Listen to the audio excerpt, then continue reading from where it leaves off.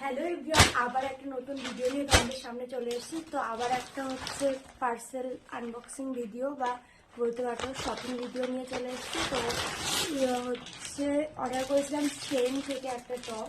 তো চলো তোমাদেরকে খুলে দেখাই।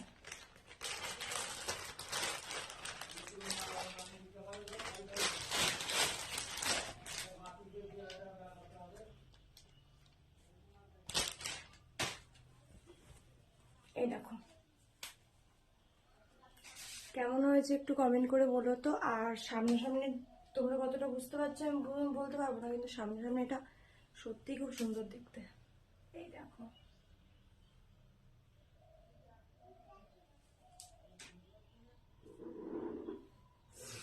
তো অবশ্যই তোমাদেরকে এটা পরে দেখাবো।